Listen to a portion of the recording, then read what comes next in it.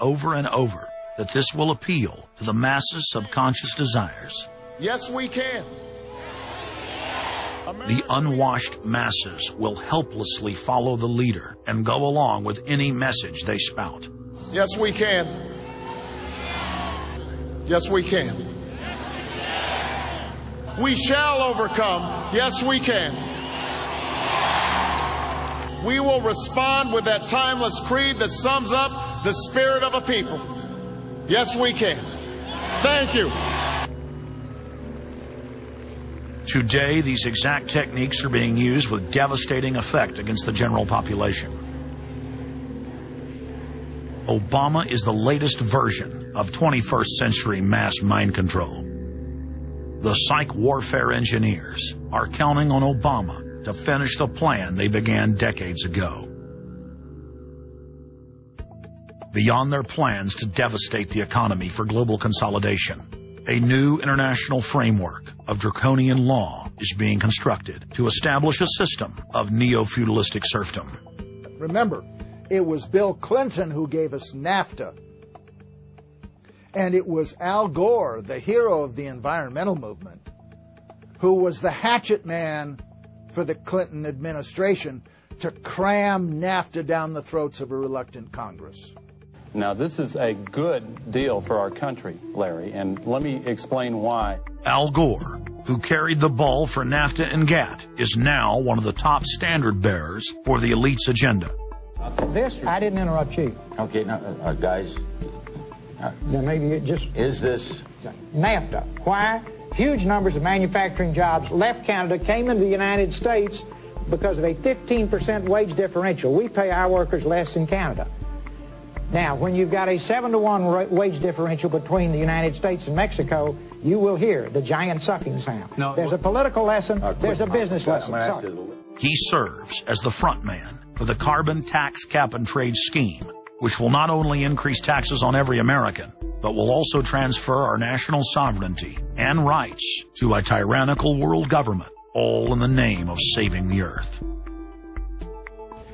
Is the legislation that we are discussing here today, is that something that you are going to personally benefit from? If you believe that the reason I have been working on this issue for 30 years is because of greed, you don't know me. I've been willing to put my money where my mouth is. Do you think there's something wrong with being active in business in this country? I am simply asking for clarification. I'm proud of it. The relationship. I'm proud of it. My name's Dr. Tim Ball. I'm a climatologist. I have a PhD in climatology from the Queen Mary College, the University of London, England. And I've been studying climate both with my 9 years in the Canadian Air Force, where it was essential to flying, and then after that at the university. So it's essentially been the whole theme of my career. Initially called climate skeptics. I said, but all scientists are skeptics. If you're not a skeptic, you're not a scientist. And then when that didn't work, then they came out with the charge that we were climate change deniers. And I remember when I was first called a denier, and it was in the Times of London and England. And of course, the word denier was clearly deliberately chosen because of the Holocaust connotations of that term. So it was not only a charge that you were ignoring the truth, but you were doing it in a very evil way. And of course, I laugh about that now because my whole career has been anything but a climate change denier. I've spent my career trying to educate people to how much climate changes naturally. So I'm anything but a denier, but of course that is part of the politics. Under the Nazis, there was something called race science. They had a lunatic theory of eugenics, the Aryan heritage, and all the rest of this. Absolute crackpot pseudoscience. There was no empirical measure or empirical test for the validity of those theories. They simply asserted them, and if you were a professor who stood up to them, then the Gestapo would come and take you away. We are perilously close to such a situation right now. Any academic, any other figure standing up to say the global warming theory of Al Gore is a piece of crackpot nonsense is in danger. You'd be fired from a government job, and in many universities, your job would be in danger. And of course, it's also part of what's called ad hominem, that if you can't defeat the person's argument rationally, you start attacking the person. And we see that with these terms, and we see it with Al Gore calling them flat earthers. Congressman, you began by denying that there is a consensus on the science. There is a consensus on the science. Well, you must have been listening to our testimony that we've had for the last few days with dozens of experts that have come in who have given completely different views. Well, I would encourage you to go back and look at the testimony this committee's heard. There are people who still believe that the moon landing was staged on a movie lot in Arizona. And neither of us are one of those. And I know you like giving those cute anecdotes. This is not a cutesy issue. We're talking about something that can export millions of jobs out of our economy, out of our country. Richard Lindzen, the MIT professor of atmospheric physics, said it many years ago when he said the consensus was reached before the research had even begun. And then scientists like myself that stood up and said, hold on a minute, I got problems with this. Oh, paid by the oil companies. Don't trust that guy. What the international scientific community is saying is correct. There is no legitimate basis for denying it. Now, you hear the consensus argument. Well, the majority of scientists. What they're always talking about is, and originally the IPCC was about 3,600 scientists. It's now down to 2,500. That's the people they're talking about. But when you look at it, most of them are bureaucrats. They're not scientists at all. And very, very few of them are actual climate experts. Now, the consequences of that, and whether that's because of man-made CO2, I think are debatable. If CO2 is not causing the climate change, what is? What are the major driving factors? And so they're essentially the ones that are left out by the Intergovernmental Panel on Climate Change. It's unbelievable to me that they can come out and ignore the sun. I mean, everybody knows the sun goes in, it gets cool. You notice that, right? You have an eclipse, the temperature drops, and the birds start to get excited and so on. And when you look at the seasonal changes with the sun, how you can suggest that the sun is not a factor is really quite remarkable. Giving us false scientific information is not going to clean up our environment.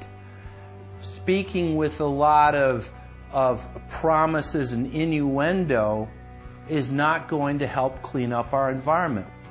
The globalists have co-opted the environmental movement. There are a lot of real environmental problems we face, like genetic engineering, where they're splicing plants, animals, insects, you name it. Toxic waste dumping in the ocean. No one wants to breathe bad air or drink toxic water.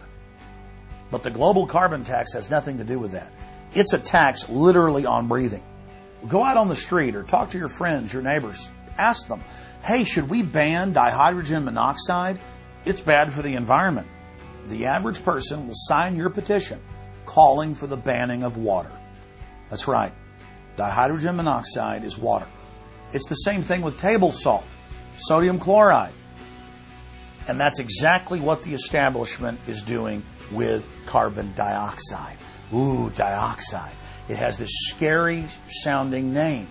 But the truth is, it's one of the 4 elements of life on this planet. Oxygen, carbon dioxide, water, and sunlight. And if the establishment can tax and list as a toxic waste one of those basic 4 building blocks of life, carbon dioxide, they can regulate and control every facet of our lives and shut down any businesses that aren't part of their New World Order. The idea that carbon is a pollutant is essentially a way of saying that humanity is a disease or a cancer that ought to be wiped out. Genocide. People have argued in this environmental coterie around Obama, around Holdren, the theoretician of de-development, who is now the science advisor of the White House, really the anti-science advisor. They've argued that babies are carbon monsters, carbon machines, and that every time you breathe out carbon dioxide, you're part of the pollution of the planet. This is an absolutely anti-human doctrine. They use the environmental movement to promote their real agenda, which is globalization and federalization and power. The advisor to Gordon Brown wants to exterminate 1/2 of the population of the British Isles. Now, that's something Hitler might have tried to do, or Stalin. They didn't succeed. Will Gordon Brown do it? You can read this in the statements of these lunatics, radical environmentalists, fanatical Malthusians, tree huggers, whatever you want to call them. This is an ideology of genocide which can be documented exhaustively, ad nauseum, out of their own statements. When Gore said the science is settled, that raised red flags amongst the media and then also amongst a lot of other people that sort of knew that that wasn't true, other scientists, and started to look at it. And of course, the more they looked at it, the more they realized, no, science is never settled. What is coming down now is environmentalism, is nothing but phony science.